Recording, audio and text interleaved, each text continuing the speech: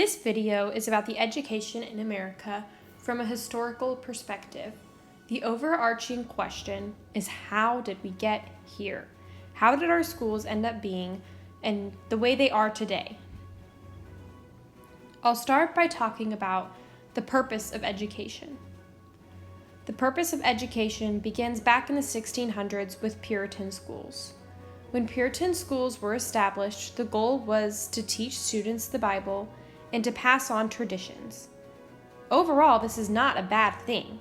However, things that have good intention can still end up having ill result. Another purpose of education was to form future leaders. Basically, education was designed by white Protestant men, and it was designed for white Protestant people who could pass on their traditions and continue this legacy. Education has consistently been used throughout history to fulfill a need. This is shown in the World War I and World War II era and in post-Civil War. In Joel Spring's book, he says, necessity is the mother of invention. That leads to our next overarching question, which is who has the power? Who is getting to decide what is taught in these schools and how education is used? Well, that brings us back to that education was designed by Protestant white people for white Protestant people. It also leads to the idea that people used philanthropy to persuade and allow schools to be doing what they wanted to do. Education was formed by white architects. They used schools to push their own interests and to figure out how they could benefit themselves. It's been a capitalistic society with competition for who has the most power. Charter school funding has been used as well to influence what's taking place in the schools. Media influence is not a new idea. It's something that's been going on for almost 100 years.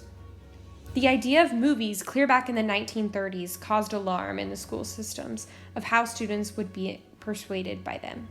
Book it programs, cafeteria food, and teenagers being viewed as consumers are all things that influence schools. The power is supposed to go to the experts, but who are the experts? People have the idea that if they've been to school, then they are an expert.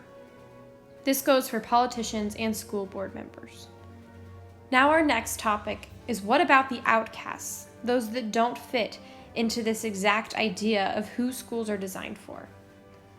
The outcasts include African Americans, Native Americans, Mexican Americans, Irish Catholics, just to name a few.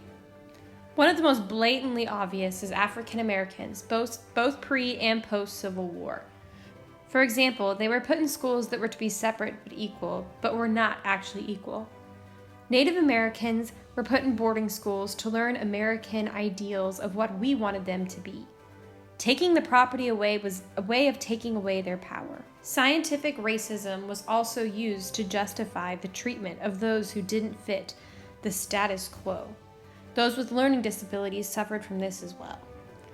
The overarching question was, what about these cultures, their languages, their traditions, and their learning styles? How can they be incorporated into schools? Another main theme is the role of the teacher in the classroom. The role of the teacher has continuously grown throughout time. More extracurriculars have been demanded so that students are learning more than just common core subjects. Then teachers must be held accountable for what they're teaching in the classroom, which resulted in students being tested and those test results being used to determine teacher salary. Teachers were also tested. Common Core is also used in schools to keep everyone in line, make sure that they're learning exactly what they're supposed to be. When the US isn't ranking high enough, we blame education, in turn meaning we blame the teachers.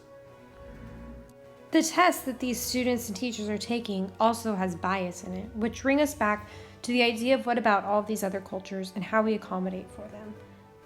Schools were designed by white people. The tests are designed by white people.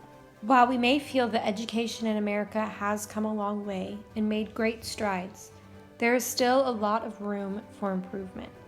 History tends to just continuously repeat itself as we face similar problems that we've been facing for now over 100 years.